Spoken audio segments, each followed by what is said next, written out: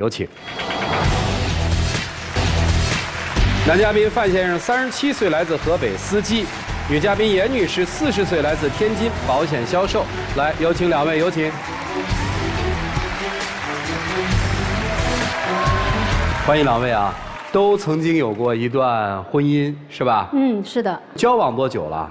交往1年多了吧。在这小片里面听到了有好多冲突啊。第一个我听到的好像就是关于孩子的事儿，是吧？我就觉得吧，教育孩子不应该就是说斥责呀那种啊。我觉得教育孩子就有什么事好好跟他说嘛。啊。反正就是观念不一样。哦，观念不一样。嗯。你们俩的孩子都跟你们在一起生活吗？还是您的？我的孩子跟我在一起，他的孩子不跟我在一起。哦，男孩儿女孩儿啊？我家是男孩儿。这个管得很严。管得很严。多大呀？14。哎呦，最难管的时候，又是青春期，咋管啊？就是他成绩下降的时候，就苛责他。哦，就大声的批评他。大声的批评他。你儿子跟他关系怎么样？处的不怎么样。我孩子跟我有微信聊天嘛，跟我说了好多话，你知道吗？一开始我就觉得没什么，就是到后来我就感觉，孩子那话就说的我就是字字扎我的心，你知道吗？主持人，我就感觉我在孩子身上特别的，就是对于孩子来说，我感觉就是很对不起孩子，你知道吗？所以说今天我把这些话我也带来了，大家就是说可以看一下。其实我说我今天就是说我为了孩子，我跟他就是说真的没法再继续下去了。这是儿子不接受您离婚的事实哈。他也不是说不接受我离婚的事实，你知道吗？他就说不想让我就是再婚。找这个人吧，就是说，感觉他对他不好。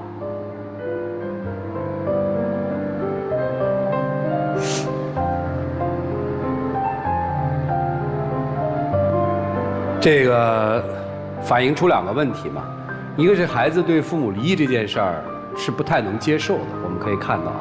第二个好像跟您处的也不太好，是在家里面就阴沉着脸不跟人说话，说话就吼人家，是吗？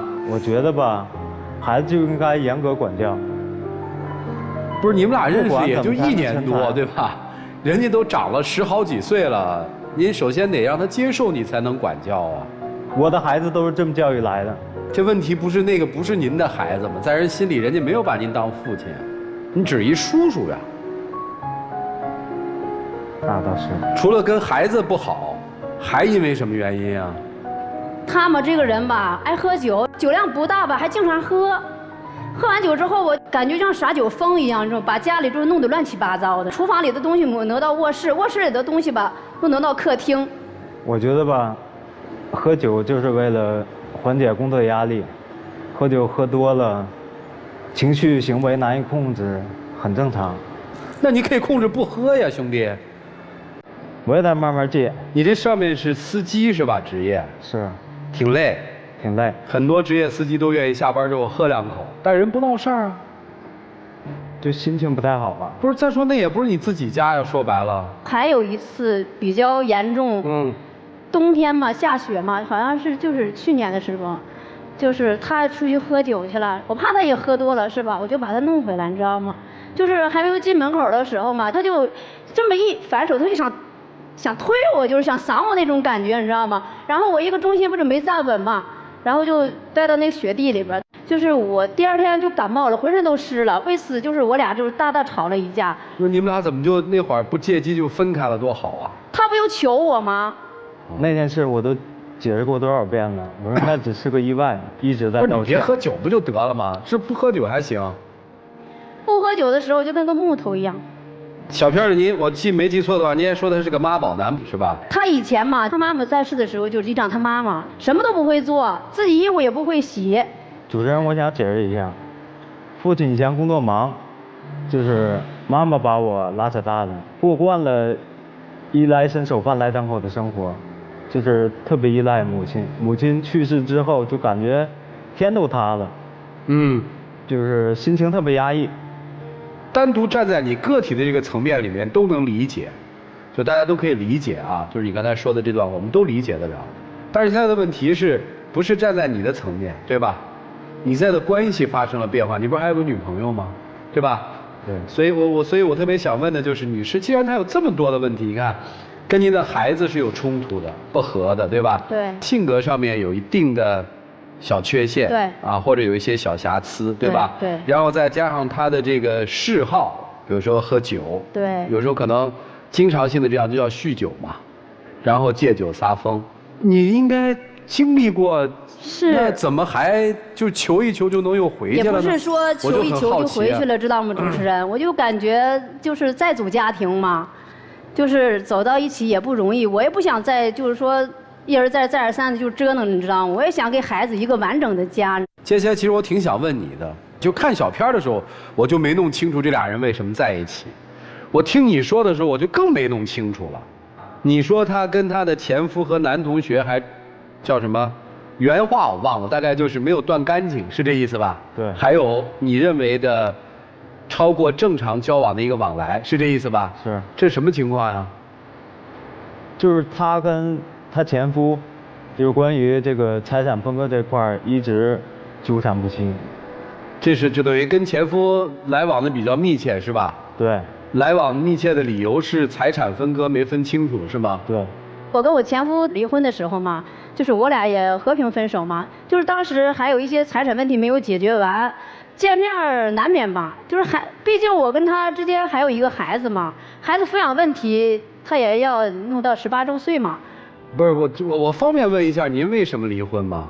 我俩就是也是经常吵，反正就是最后吧，就是感觉他不和了就分手。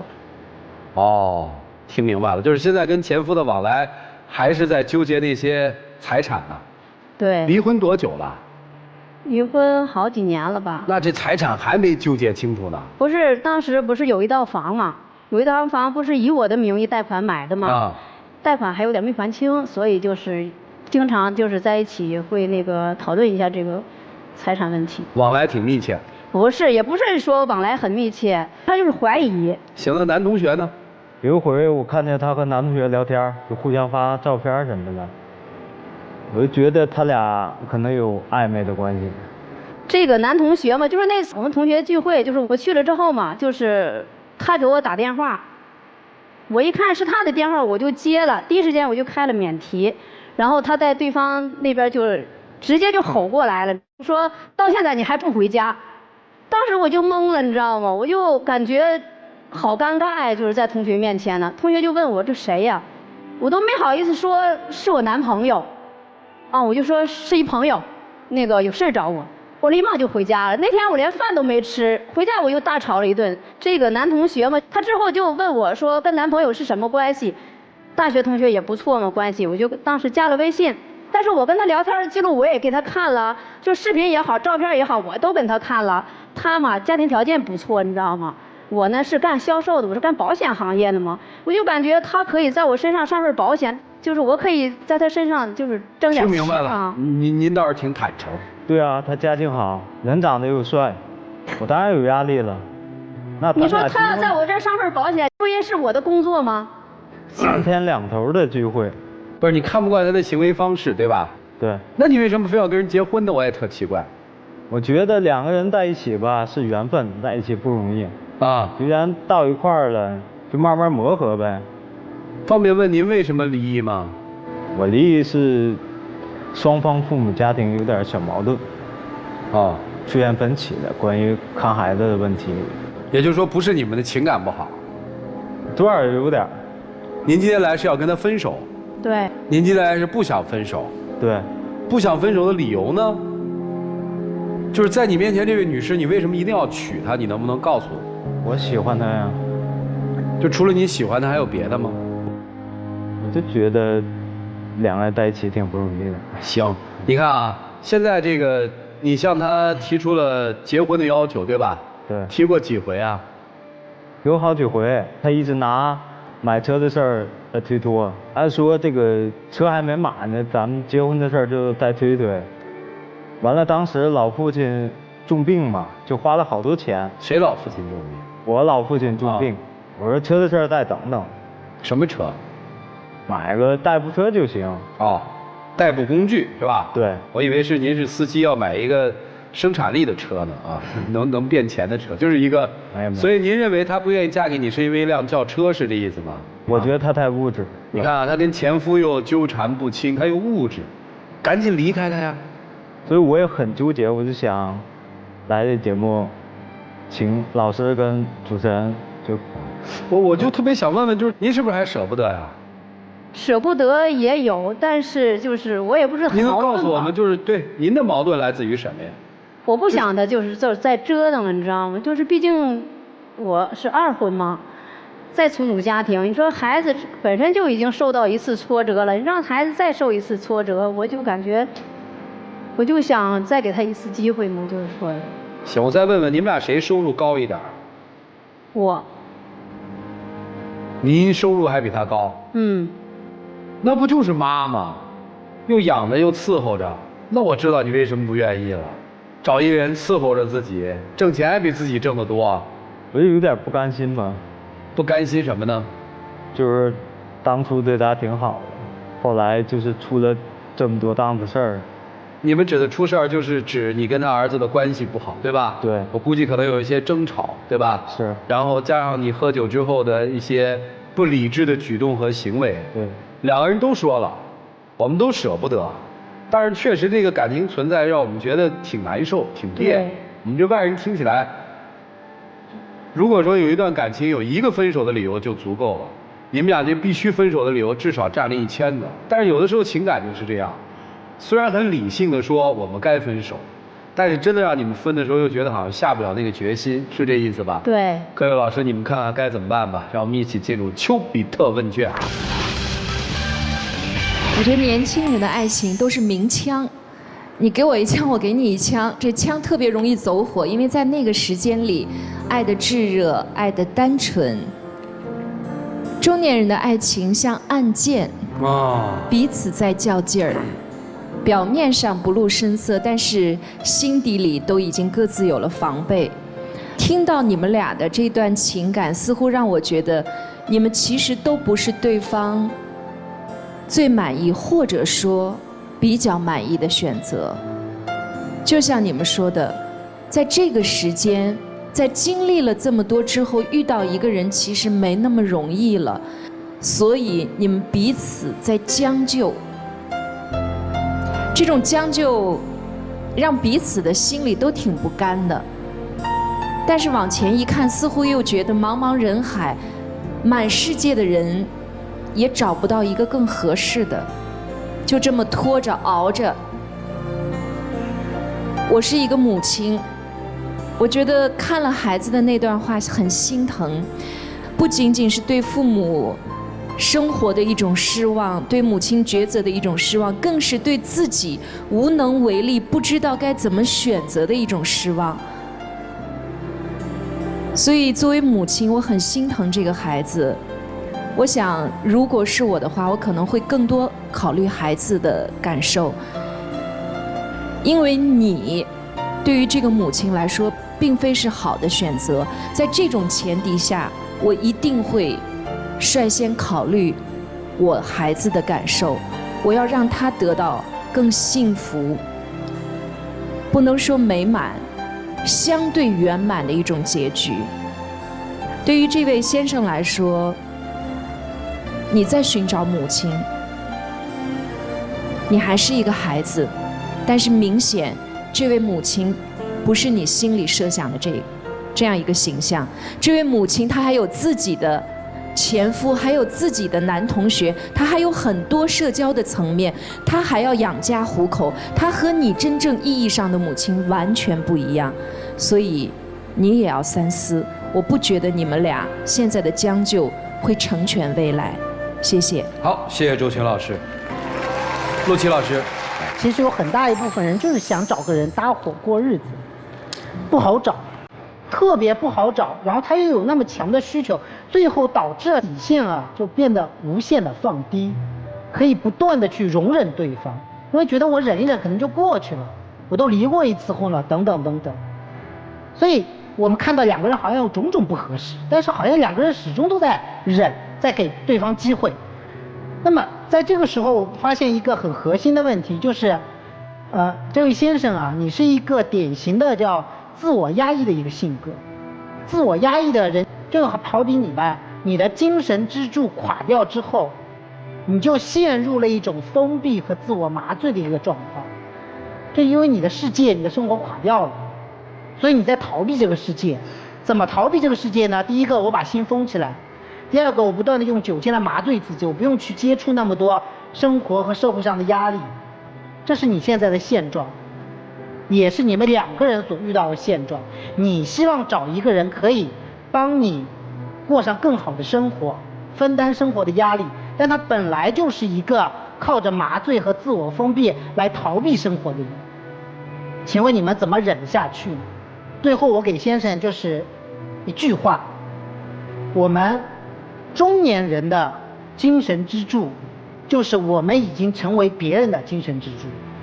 就是因为我们是别人的精神支柱，我们才能这么撑下去。所以你就好好想想吧。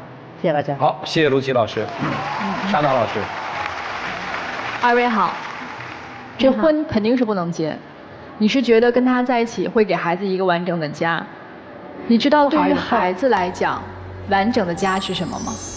完整的家就是两个人感情也好，然后对于孩子来说，这个也是挺好的。对于孩子来说，完整的家就是这个世界上唯一的爸爸和他唯一的妈妈在一起。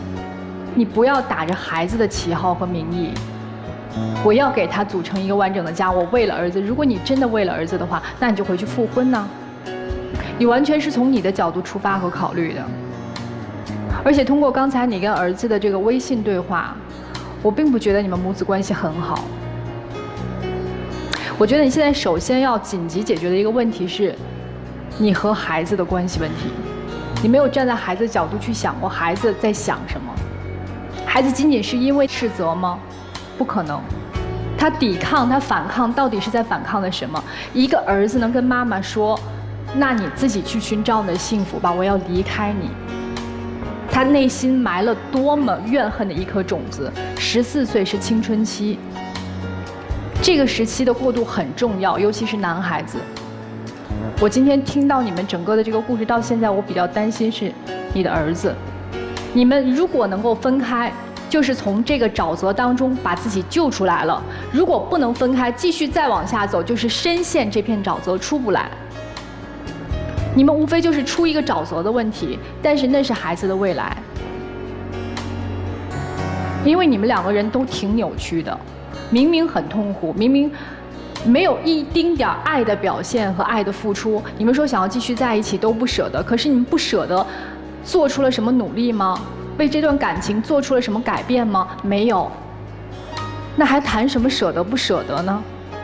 我觉得，所以对于你们两个人的感情，我就是一个忠告：千万不要结婚，不要再把自己推向一片深渊了。谢谢。好，谢谢沙娜老师。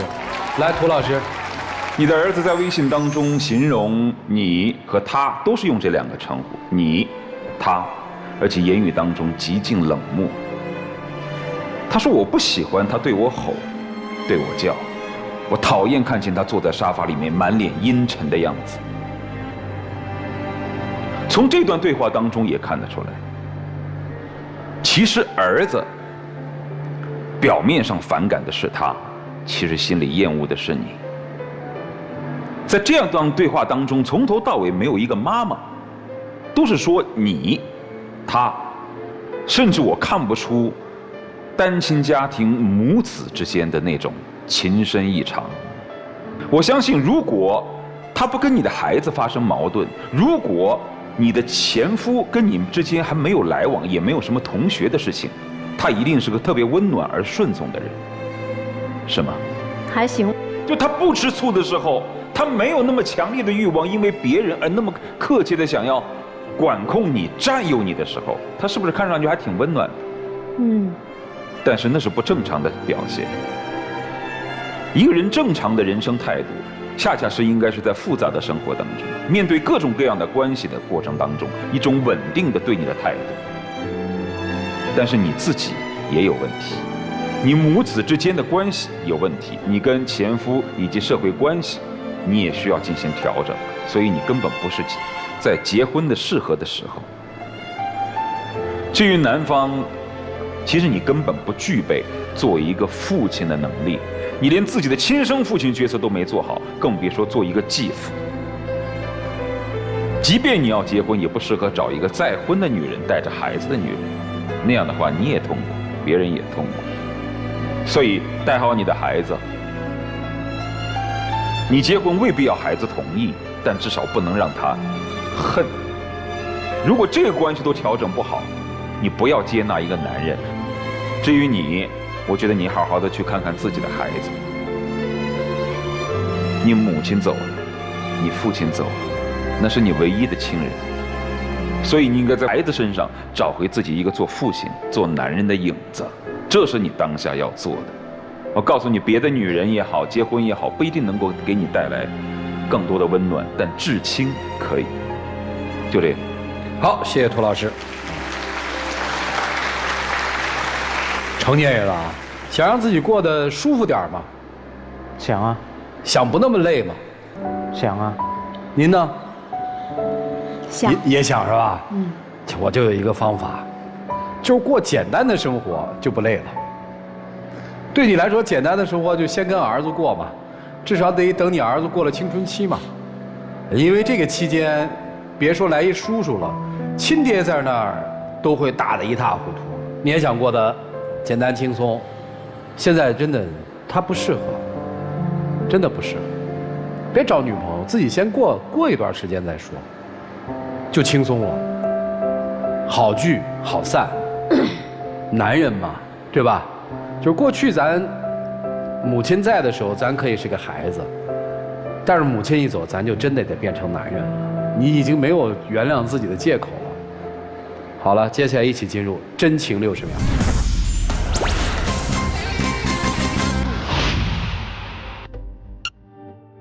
听了导师们的一些话吧，就是我感觉认识你也挺开心的，就是也挺感谢你的，就是照顾我了一段时间。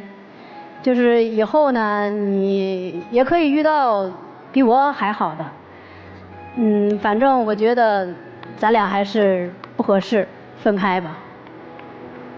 我觉得听完老师跟主持人的建议，首先呢就是给孩子道个歉，就给孩子带来那么大的创伤。我没想到就是一点小事儿就给孩子带来那么大的不好。就这样吧。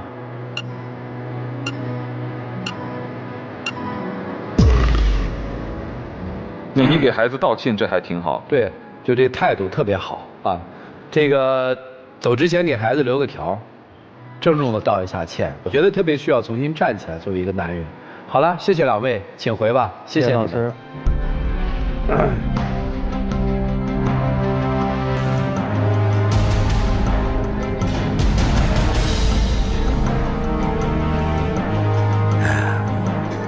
如果他们真的通过咱们的节目能把这事儿给想明白了，并且在生活里就真的这么做了，我觉得对他们来说可能就是一段新生活的开始。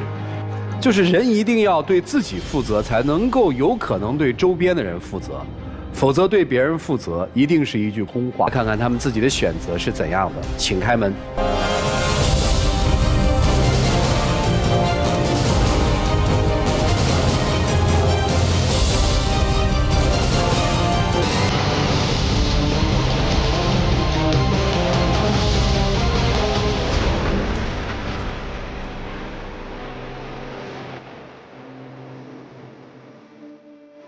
我觉得吧，我还是需要他。是，知道你需要，你能做到一点吗？先把你的东西搬出这个家，可以吗？可以。因为人家已经做了选择。好的，谢谢。谢谢老师。来，请回，请回，请。